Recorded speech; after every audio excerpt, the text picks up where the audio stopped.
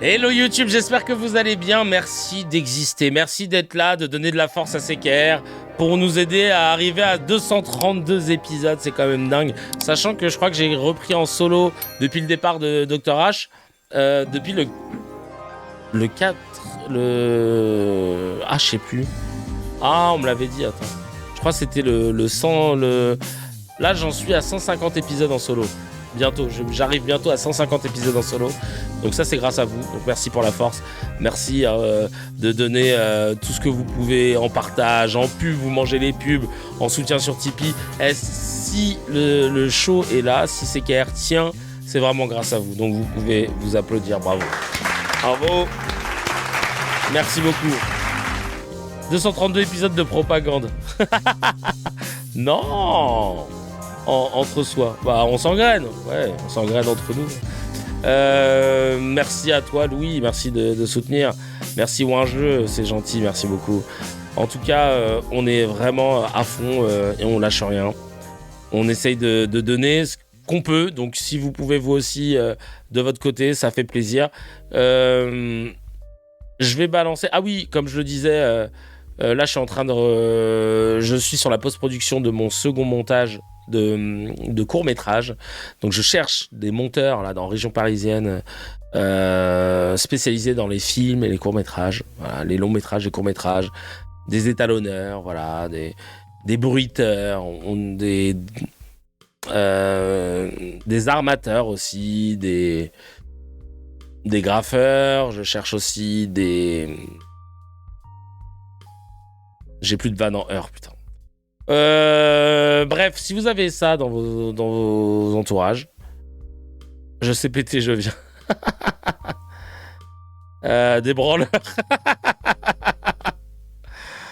Et ben n'hésitez pas à me contacter sur Discord, sur Insta, sur contact@razi.fr. Oui, un radiateur, merci Amy. Voilà, très bien. Des pêcheurs, des télétravailleurs, bon ça c'est bon.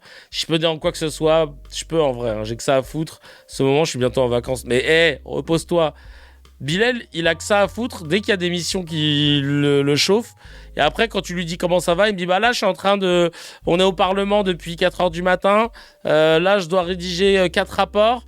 Ensuite, je dois écrire le discours de mon député. Ensuite, je dois déposer une voiture à Saint-Ouen-l'Aumône et revenir en trottinette. Bilal, on va t'envoyer une camisole surtout, je te jure. Repose-toi, chacal. Ah, si vous connaissez des brouteurs, tant mieux. Allez, on va parler de Charles Aloncle, qui est le rapporteur d'une commission sur l'audiovisuel public. Il exige des journalistes qu'ils soient neutres, impartiaux et honnêtes. Voilà. Et il dit qu'il manque de diversité dans le service public. Si par diversité, il parle de couleur de peau, de genre, ouais, c'est vrai, on est d'accord. Mais évidemment, lui, il parle de couleur politique. Et c'est marrant parce qu'ils n'arrivent pas à voir que c'est des droitards. Hein. Quand tu regardes France Info aujourd'hui, c'est droitard. Hein. Il n'y a pas de... Tu tombes pas dans un truc... de gauchias, c'est à vous pareil. En fait, partez du principe que la fenêtre d'Overton s'est tellement déplacée que tous celles et ceux qui se revendiquaient socialistes sont des droitards. Il n'y a pas de nanani nanana dans ma tête, je dis non. Donc, par conséquent, j'ai envie de te dire, c'est France Inter. Ils ont quand même dégagé Guillaume Meurice et ensuite s'en est suivi plein d'autres humoristes qui sont partis. Donc la caution de gauche, pareil. Oui, Merwan Ben Lazar, il n'a pas eu le temps de finir sa chronique. Il avait déjà été dégagé parce que musulman, parce que perçu comme musulman, perçu comme arabe, parce que perçu comme bien barbu. Donc j'ai envie de te dire... je sais pas ce que t'as vu toi dans le service public, hein. Mais nous on a vu une dérive très claire, nette et précise vers la droite. Et Charles Aloncle est proche de Ciotti, il travaille dans l'orbite de Bolloré. Et d'ailleurs il y a une plainte qui vient d'être déposée contre lui pour prise illégale d'intérêt. Bah oui. Donc déjà on va revenir sur cette commission. Créé en octobre 2025, à l'initiative du groupe UDR, Union des droites pour la République, allié du RN, donc Ciotti, dans le cadre de son droit de tirage annuel, un mécanisme qui permet à chaque groupe parlementaire de créer une commission d'enquête par an. Et le sujet qui a été retenu, la neutralité, le fonctionnement et le financement de l'audiovisuel public. France Télévisions, Radio France, France Média Monde et INA. Donc ça a duré 5 mois. Entre novembre 2025 et avril 2026, il y a eu 67 auditions, 234 personnes entendues sous serment, plus de 150 heures de séance. Le président, c'était Jérémy Patrier-Létus, Horizon, donc Édouard Philippe. Et le rapporteur, c'était Charles Furoncle de UDR. Et en fait, petite précision, moi j'ai toujours du mal avec les commissions d'enquête qui sont de plus en plus popularisées parce qu'on a l'impression que t'as juste des jeunes connards qui ont envie de soit se faire quelqu'un de connu, soit de le rencontrer et qui décident de faire une commission d'enquête et d'inviter tout le monde. Ah tiens, j'ai à deux doigts d'inviter DJ Snake ou tu vois, d'inviter Zendaya. Et pourquoi je suis là? Non, mais parce que quand vous êtes déjà passé à la télé sur France 2, qu'est-ce que vous pouvez nous dire Alors déjà, Euphoria, la dernière saison... Non, mais vraiment, t'as envie de dire, les gars, au bout d'un moment, tu sens qu'ils sont juste contents, tu sais. Il y en a, tu vois, ils sont fans. Pétition, le frérot Olivier, il envoyait quoi pour la démission immédiate de Delphine Ernotte. Oui, bah ça y est, de toute façon, elle va se barrer dans pas longtemps, je pense. Ah bah non, elle a été renouvelée. Je sais plus. Elle est là depuis tellement longtemps. Ça va arriver pour les free parties. Ah bah oui, peut-être, ouais. Qui décide qui sont les rapporteurs, en fait, et pourquoi c'est tellement pas objectif? Bah c'est ça le problème. C'est pour ça que les commissions, honnêtement... Bref, on va résumer les 1080 pages de cette commission que j'ai pu lire et que vraiment, là, ce matin, j'ai gratté ça en vite fait pour vous faire un résumé. Merci à Claude, évidemment, je n'ai rien fait. Les 3 grands axes du rapport. Mais c'est bien parce qu'on a Noévé qui est là et qui, lui, a vraiment lu le rapport. Lui, tu vois, nous, on a Claude, on a ChatGPT. Lui, c'est le ChatGPT de son élu, de son député. Je sais pas si vous imaginez. Alors, les rapporteurs, ça dépend de quel truc, en fait. Noévé, tu vas intervenir ou pas Tu sais quoi, une pétition pour virer la présidente de France TV, j'ai rajouté... En com de virer les éditorialistes. Oui, c'est déjà surtout ça, ouais, je te jure. Ah merde. Je suis en cours, gros. Eh, vas-y, c'est bon, lève-toi et dis à ta prof, casse-toi. Moi, je veux plus de ce truc. Je veux plus de ce monde-là. La prof, elle est bien présente devant moi. Bah, elle travaille. Oh. Qu'est-ce que tu fais, là? Ah. Tu vas travailler? Parce que, attention, sinon, nous, sinon, c'est pampan cucu, hein. Alors, c'est la prof avec laquelle je m'embrouille. Ah, ok, d'accord. Bon, on va continuer sans toi. Ouais. La polémique du Master Poulet, ça a déjà été abordé dans le dernier épisode. On commence avec les 3 grands axes du rapport. 1. La neutralité. L'audiovisuel public ne joue pas le jeu. Le rapport accuse la chaîne et les radios publiques de manquer à leurs obligations de pluralisme, d'honnêteté et d'impartialité. Les griefs cités. Des intervenants présentés de façon incomplète. On cache leur affiliation politique. Tiens, c'est marrant. Ça me fait penser à ce que font les autres chaînes d'infos, hein, notamment BFM ou CNews, hein, dès lors qu'il s'agit de proposer des intervenants. Par contre, ça c'est vrai, quand on monte des intervenants en disant « habitant de Tel Aviv », alors qu'en fait le mec il est rédacteur en chef de I24, voilà, Julien Baloul, on te voit. Ou alors qu'il a bossé pour les services de renseignement, bref. Des informations inexactes diffusées notamment sur des sujets environnementaux. Zarma, les droitards, ça les inquiète, ça. Non, vraiment... France Inter touchée par un déséquilibre flagrant. 70% de ses auditeurs auraient voté à gauche aux européennes. Alors, donc il faut je comprends pas. France 2, le public de JT de 20h serait 2 fois moins représentatif des électeurs RN que la population générale. Des journalistes qui s'engagent politiquement sur les réseaux sociaux, l'humour utilisé comme militantisme déguisé. Le rapport cite spécifiquement le choix de Nora Hamadi pour la revue de presse comme symptôme de ces dérives. Nora Hamadi? Qu'est-ce qui est... Ah oui, éditorialiste, think tank, essayiste, on connaît ces formulations. Nora Hamadi, bah, c'est quoi son problème? Qu'est-ce qu'il lui reproche? Incroyable. France TV / accusé d'avoir représenté la France telle qu'on voudrait qu'elle soit plutôt que telle qu'elle est. L'ARCOM, le régulateur, pointé du doigt pour être trop passive. Trop lente à sanctionner et asymétrique. Elle sanctionne les privés plus que le public. Ouah. Qui lui dit qu'ils viennent de recruter Eugénie Bastier? Il dit quoi? Bah oui, Et Jenny Bastier qui vient d'être recruté pour pouvoir faire l'émission présidentielle, là. C'est un scandale. Alors que vraiment, c'est la droitarde qui n'a comme take que d'être de droite. Et c'est quoi tes idées? Bah, droite, le droitard, droite, la religion, catholicisme, droite. 2. Le fonctionnement, le deuxième axe. Une gouvernance défaillante, des conflits d'intérêts partout. Les nominations à la tête de France Télé sont politisées. Le rapport revient sur les pressions supposées de François Hollande lors de l'élection du président de France Télévisions. Bah, ça, c'est vrai.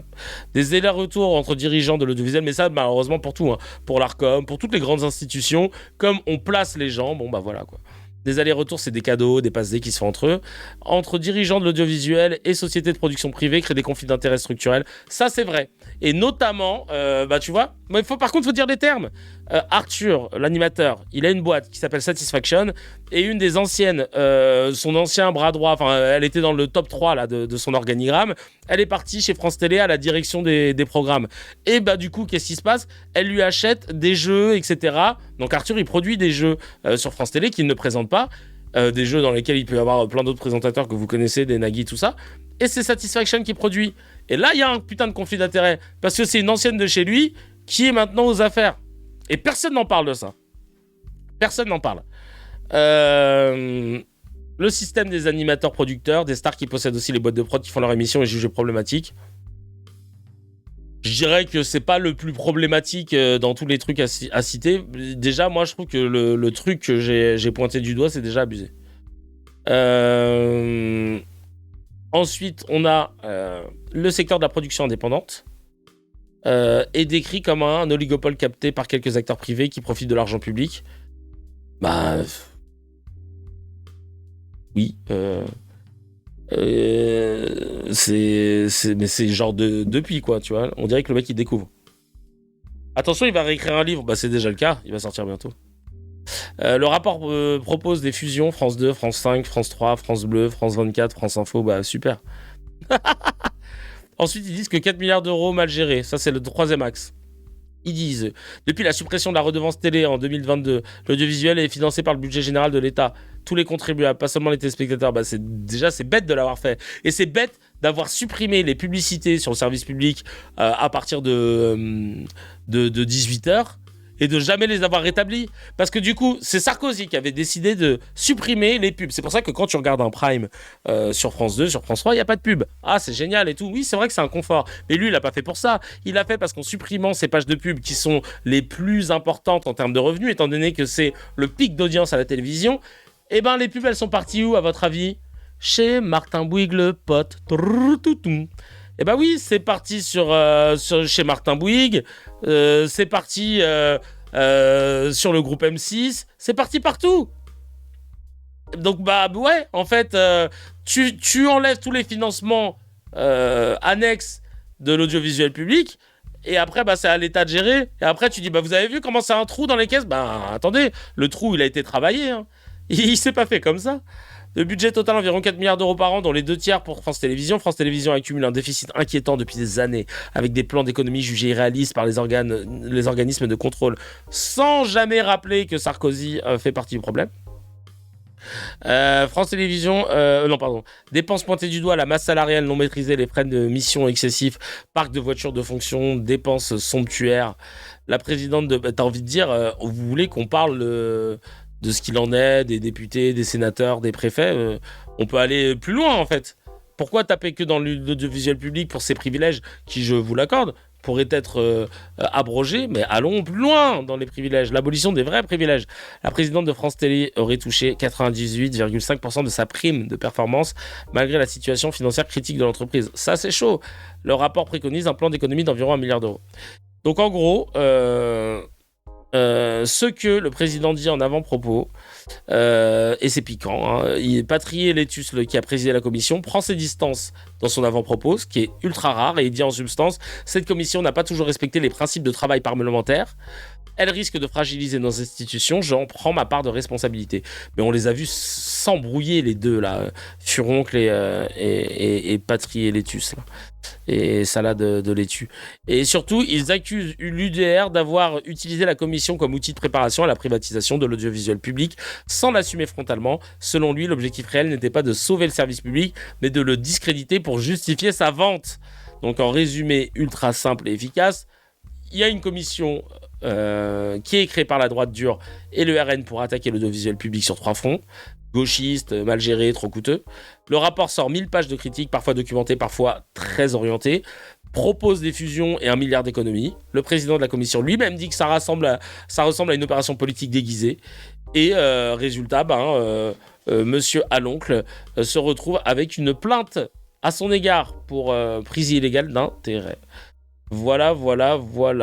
Donc, on commence avec monsieur Aloncle, qui veut des journalistes neutres, impartiaux et honnêtes, alors que lui-même, dans son rapport, a fait preuve de malhonnêteté, de partialité et de mensonge.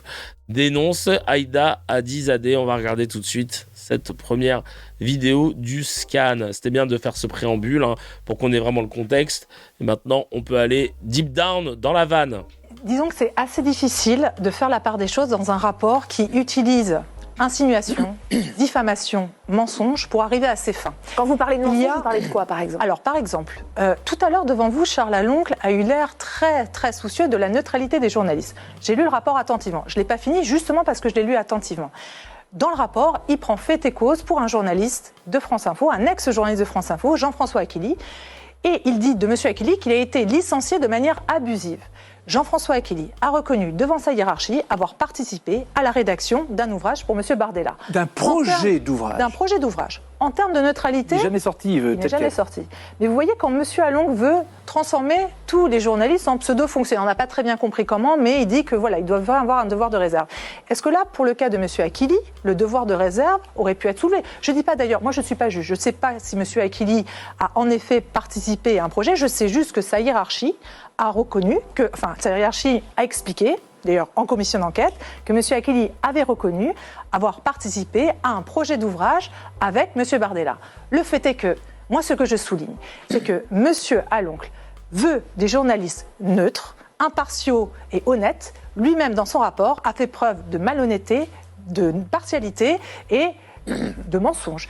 Autre chose aussi, il a employé devant vous, personne n'a relevé. Il a parlé du sondage CSA. CSA, c'est quoi ? C'est un institut de sondage qui est... Bolloré. Exactement. Vous auriez pu le souligner. Ce sondage, on ne peut pas tout dire, sinon on a encore... Bah si, c'est important de le dire. Et oui, j'ai viré... Aquili, plus fantôme du fascisme de ouf, Lex. Et ça, il faut le dire. Oui, j'ai dégagé Seb Cam parce que je voyais que ça commence à monter en pression. Et ça, pour le coup, c'est important de le dire parce que c'est tout le principe même du take que la journaliste a, que Charles Aloncle a pointé du doigt des conflits d'intérêts et tous, et a omis de parler d'autres conflits qui concerneraient ses alliés et ses potes. Je suis là, et merci de m'inviter. Vous me demandez, je vous dis, je sais, CSA Bolloré.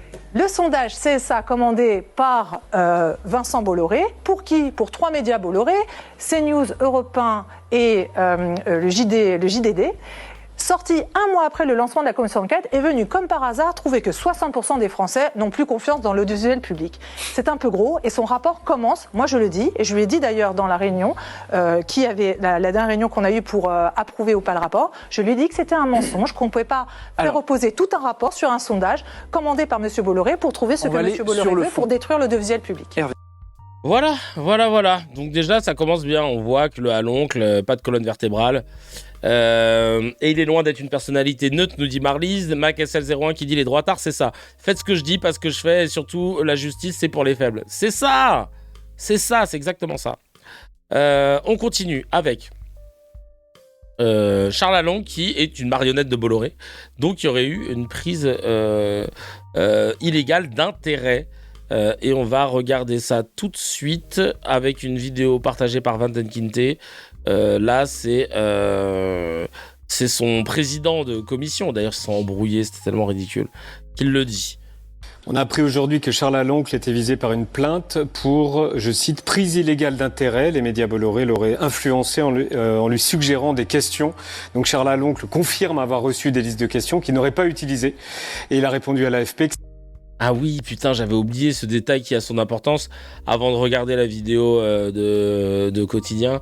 Et Modem qui nous rappelle que cette commission cite en boucle un seul et même rapport qui dit...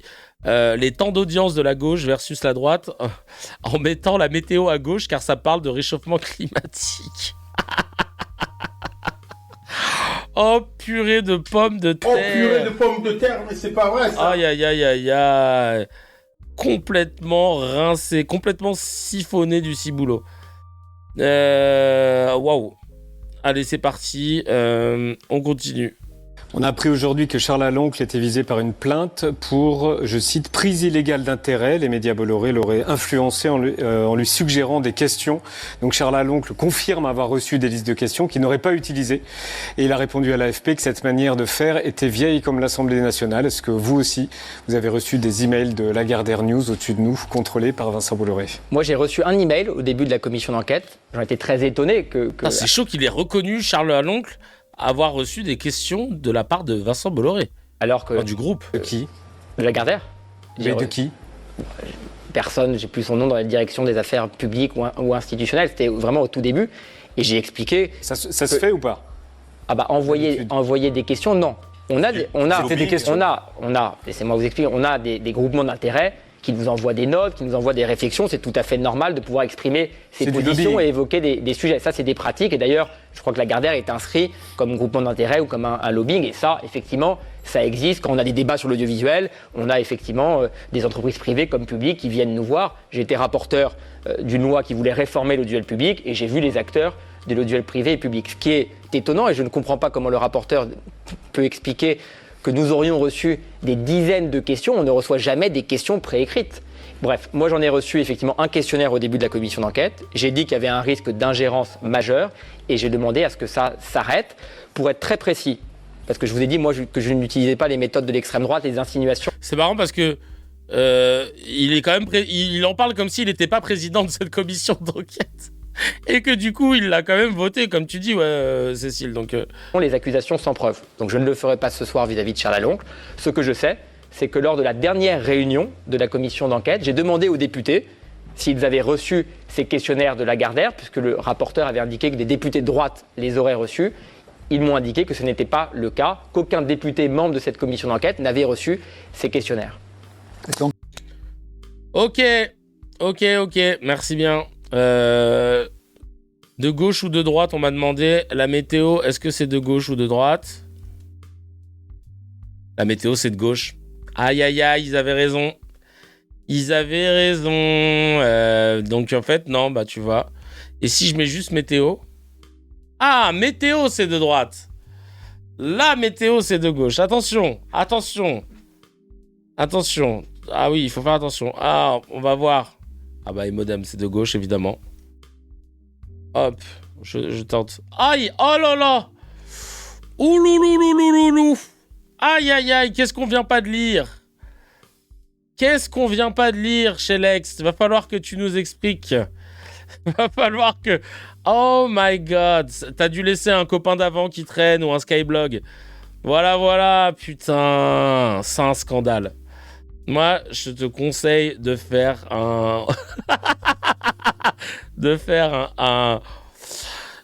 signalement. Moi, je mets pas d'accord, mais voilà, le lien est là. Aïe, aïe, aïe, ça va cancel.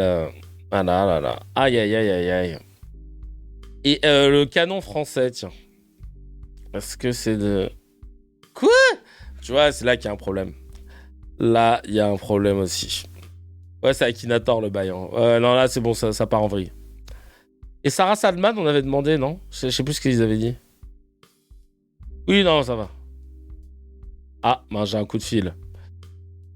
Écoutez, on va continuer. Ouais, c'était de gauche, tu vois. Donc, non, il est un peu basé, mais pas trop. Alors, attends, je vais juste dire. Alors, je te rappelle dans 1 heure. Ça te va? Hop. Plainte contre Aloncle, donc ça, on est content. on va pas se mentir. Moi, je suis très content, c'est mérité. L'association AC Anticorruption a déposé plainte contre X pour prise illégale d'intérêt et trafic d'influence dans le cadre de la commission sur l'audiovisuel public. Selon elle, le député UDR Charles Laloncle, allié du RN, aurait influencé les débats lors de la commission sur l'audiovisuel public en posant des questions suggérées par la direction de Lagardère News, dont la famille Bolloré est le principal actionnaire. Charles Laloncle n'a jamais servi un intérêt général, mais celui d'un groupe privé, en l'espèce Bolloré, avec pour seul objectif discréditer son seul vrai concurrent, le service public de l'audiovisuel. Le 26 avril dernier, le journal Le Monde révélait que le groupe Lagardère News avait envoyé des listes de questions à plusieurs députés, dont Charles Laloncle, afin qu'il les pose aux personnes auditionnées. Ce sont des éléments qui ont été envoyés sur la boîte publique d'un certain nombre de députés, notamment le président de la commission d'enquête. Ce n'est pas ma boîte privée et personnelle. C'est vieux comme l'Assemblée nationale quand on est député de recevoir des contributions sur sa boîte publique. Charles Laloncle affirme ne pas les avoir utilisés et assure avoir tenu à son indépendance. Oui, bien sûr. Bien sûr. Ouais, super. Je vois que les gens veulent de gauche ou de droite, mais il y en a un qui était pas mal en suggestion, là. Vous m'avez dit quoi? Le PS, tiens. Parti Socialiste.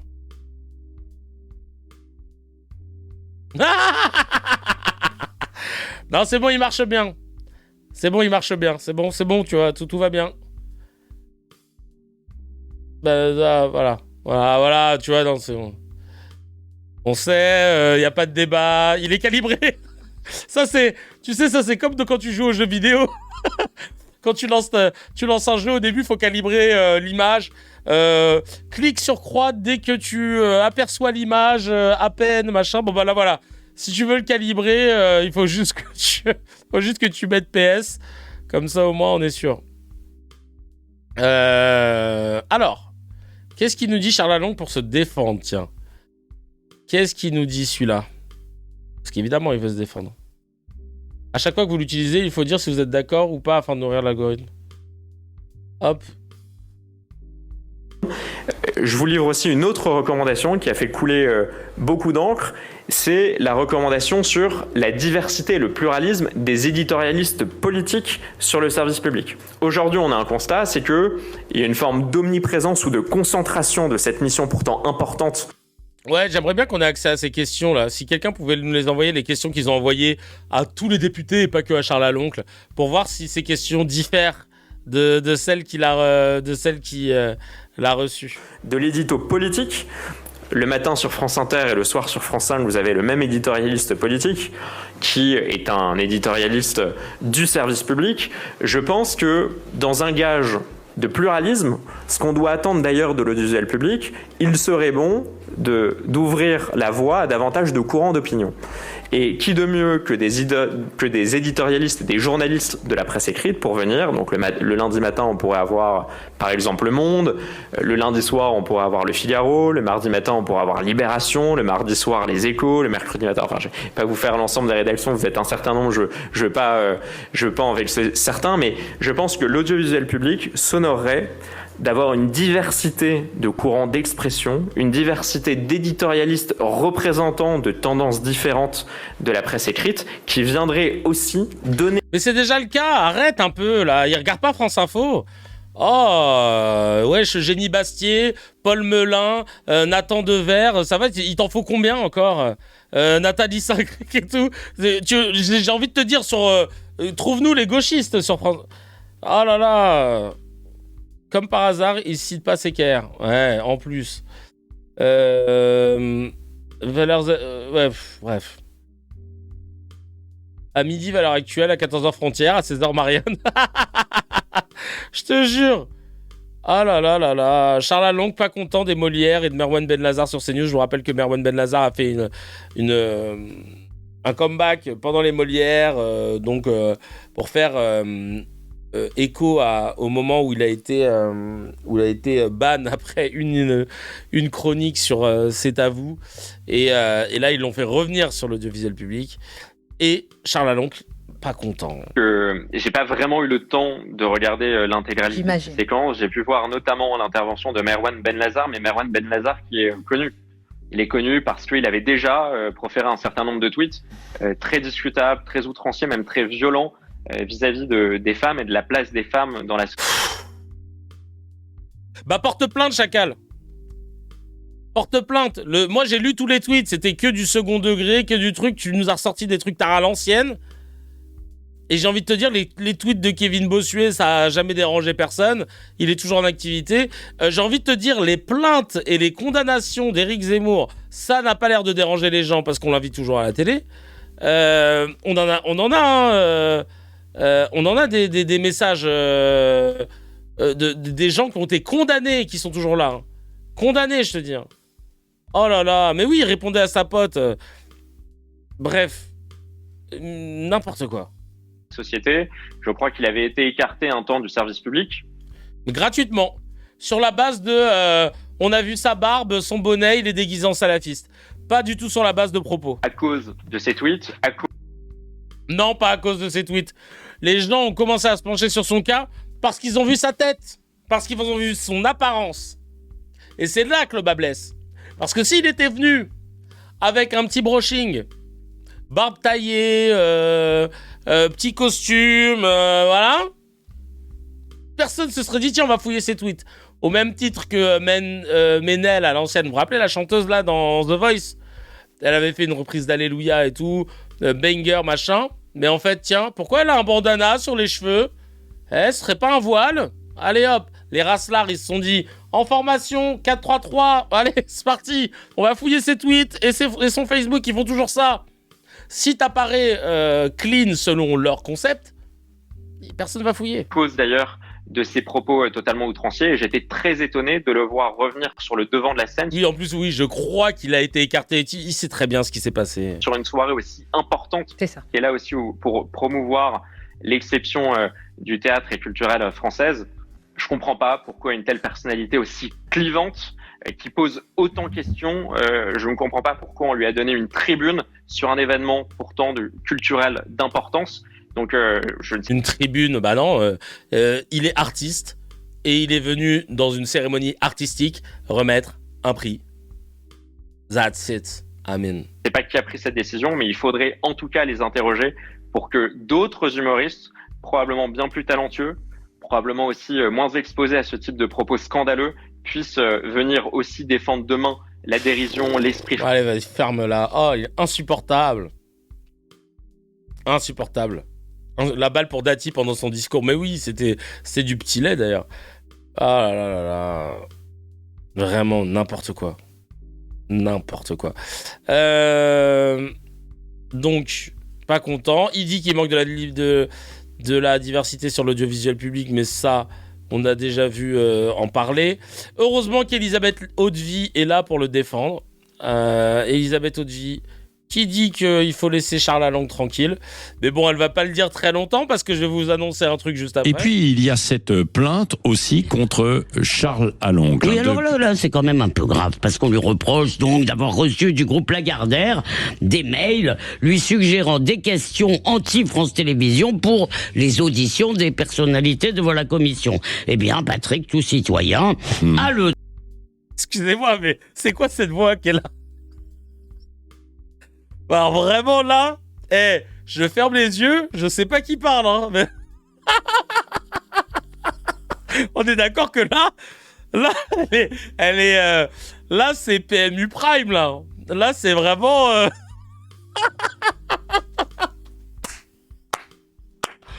Oh purée de pommes de terre, aïe aïe aïe. Ah ouais mais. À deux doigts de doubler Marge Simpson. Oh, la vie de ma femme Marge. Non, à deux doigts de doubler, je sais pas moi, Gérard Depardieu, mon frère. Allez, on va essayer de l'écouter en faisant abstraction au Roland d'alcool. Alors là, c'est quand même un peu grave parce qu'on lui reproche donc d'avoir reçu du groupe Lagardère des mails lui suggérant des questions anti-France Télévisions pour les auditions des personnalités devant la commission. Eh bien, Patrick, tout citoyen, a le droit, y compris des gens du groupe Lagardère, qui ne sont pas des sous-citoyens, a le droit, donc tout le citoyen, le droit de s'exprimer à travers ses représentants et de leur écrire dans ce genre de cadre. D'ailleurs, Jérémy Patrier-Latus aussi a reçu au moins un mail de la même source, celui-là je... Si une clope parle le matin.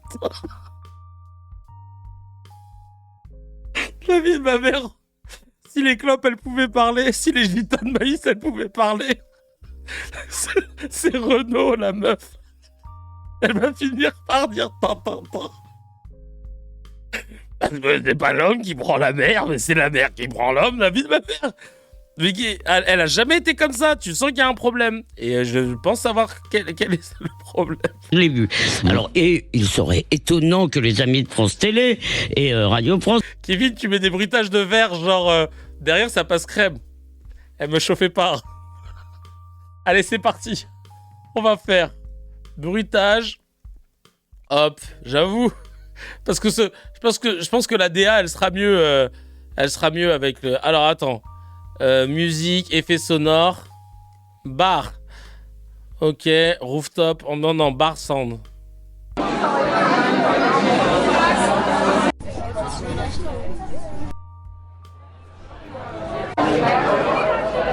Ouais, c'est bien ça. Je vais mettre ça. Attends. Non, pas ça.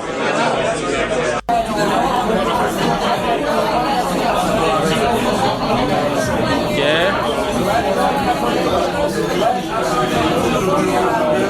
Allez, c'est parti. De la même chose, celui-là, je l'ai vu. Alors, et il serait étonnant que les amis de France Télé et Radio France n'aient pas eux aussi suggéré des questions ou même des réponses aux personnalités auditionnées. Et alors, on a attention, on a tout à fait le droit d'être en désaccord avec Charles Lalonde, de ne pas aimer son style, mais mobiliser la justice. Ah, faut des bruits de verre. Oh putain, ouais. Allez, bruit de verre.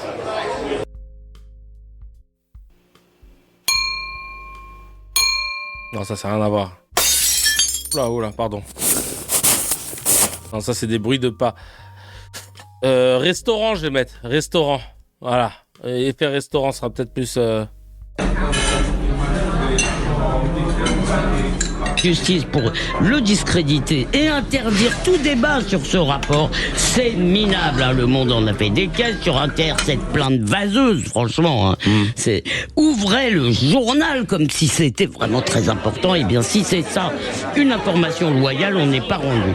Alors, Patrick, ceux qui dans ces deux maisons hurlent en permanence à l'extrême droite dès qu'on leur demande plus de pluralisme et plus d'honnêteté, eh bien, malheureusement, ils donnent raison aux partisans de la privatisation que pour ma part, j'en regretterai, car il y a une spécificité française qui mérite d'être défendue. Mais si on veut que ce soit un bien commun, si on veut que les Français acceptent de financer des médias, eh bien oui, ils doivent être un bien commun. Ça veut dire les médias de tous les Français, même ceux dont le vote déplaît à la CGT. Merci Elisabeth Lévy. Ah putain. Génial. On est dans... Ouais, plus de bière s'il vous plaît. Eh putain, c'est encore Dame d'Argent qui... Ah putain, c'était parfait. Si tu passes en x05, ça doit être une dinguerie. On comprendra ce qu'elle racontait. Non, on va essayer x05. Et puis, il y a cette plainte aussi contre Charles Aloncle. Oui, alors là, c'est quand même un peu grave, parce qu'on lui reproche donc d'avoir reçu du groupe Lagardère des mails lui suggérant des questions anti-France Télévisions pour les auditions des personnalités devant la commission. Eh bien... Ah non, c'est génial. Du pilet, putain. Thomas Porte, Aurélien Saint-Toul et Nadège Abomangoli de LFI vont évidemment voter contre le rapport du rapporteur de Bolloré visant à tuer l'audiovisuel public. Charles Laloncle, même si Porte rappelle qu'il a des choses à dire, notamment sur France Info. Allez, c'est parti. Allez. On va regarder ça. Nous ne sommes pas face à un rapport de commission d'enquête, mais oh putain, le son de gauche. À un pamphlet qui est vraiment sur mon oreille gauche en plus. Par l'extrême droite sur commande politique de certains dirigeants de... Ah, attends. Oui, alors je devais vous le dire. Bon, c'est chiant en gros, hein, je vous ai résumé le truc. Elisabeth Lévy, écartée de CNews, semble-t-il, Pourquoi ? Parce que ça n'a pas plu, a priori, aux dirigeants, à Vincent Bolloré, on va pas se mentir, j'allais dire aux dirigeants de la chaîne, non, à Vincent Bolloré. Ça ne lui a pas plu qu'il remette en question le fait qu'il ait viré le président, l'ancien président de Grasset, là, la maison d'édition, et que elle ait dit oui, en plus, il y a eu des sous-entendus antisémites qui me plaisent pas du tout, etc. Et du coup, apparemment, elle ne sera plus à l'antenne de CNews. Ah, je me dis que là, c'est pas pour ça que là, elle avait appris le truc. Alors, elle a enquillé la petite sœur, elle s'est dit, allez hop là, mets-moi 5 000 € sur Étoile d'Avril, j'en ai rien à foutre. Même s'ils perdent, et je paie ma tournée à tout le monde, là, j'emmerde la Bolloré, là.